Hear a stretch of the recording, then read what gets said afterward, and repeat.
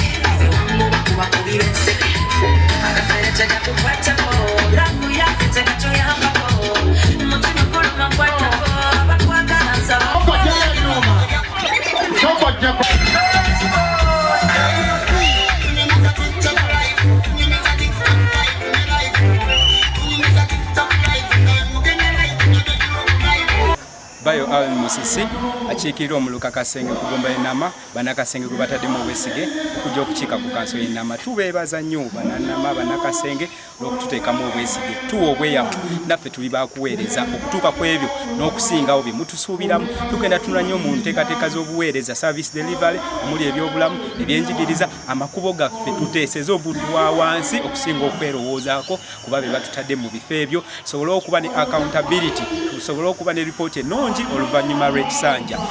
Omutonzi n'ekitiibwa n'ettendo bimuddire yatusobozeseza okufuuka kino era tukakasa agenda kuba mulungamya mulambika gye tuli okulaba nga tutuusa obuweereza leero okulayira era tuli beeteefuteefu okulayira ate twogere oluzungu olutuufu lwennyini olutuukanye n'omutindo w'amaggwe obuweereza butandike. Mwebale nnyo mwebaye ddala abantu b'e Kasenge okusindika Bbayo Musisi ku kanso y'enama okubakiikira mwakola okusalawo okutuufu ku lwa Katonda n'ensi yange. Ezenga ewulirwa naye mu buweereza bwaffe tugenda kukola okwekenneenya okutuufu n'obwegenderezo obw'ekika ekyawaggulu n'okuddayo wansi ku ground wakati mu kukanoonya abantu baffe twabasuubiza nti tuli bakuwuliziganyanga nabo ku nsonga enkulu. Tewali ku nsonga lwaki tutuula eno ne tusalawo ng'ate abantu wansi ku ground bo ki kye baagala. Beeteefuteefu ogenda mu town council oba bagamba tugire nga tusigala tujja wuliziganya tuwabulegane tugende n'ekyo ekinaaba ekituufu ku lw'obulungi bw'abantu baffe kuba tetweteeka mu bifo bino wabula tuliwo ku lw'abantu abo abatutuusamu n'obuweereza butuuka buti eri abantu so si kuvuga bintu ngeri gye tulowooza muffe oba eyinza otwagala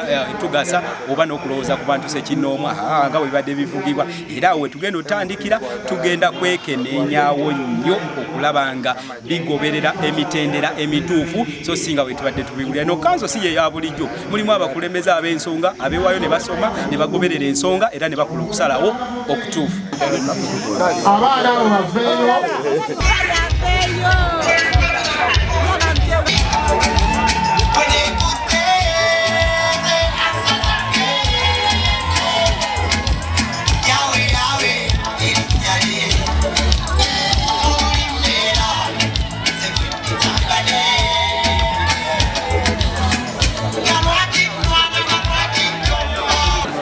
Bbayo Musisi, swear in the name of the Almighty God, solemnly affirm that I will give faithful service to this council and support and uphold the Constitution of the Republic of Uganda as by law established.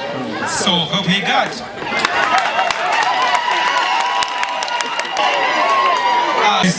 Swear in the name of the Almighty God, solemnly affirm that I shall faithfully and bear true allegiance to the Republic of Uganda and that I will preserve, protect and defend the Constitution. So help me God.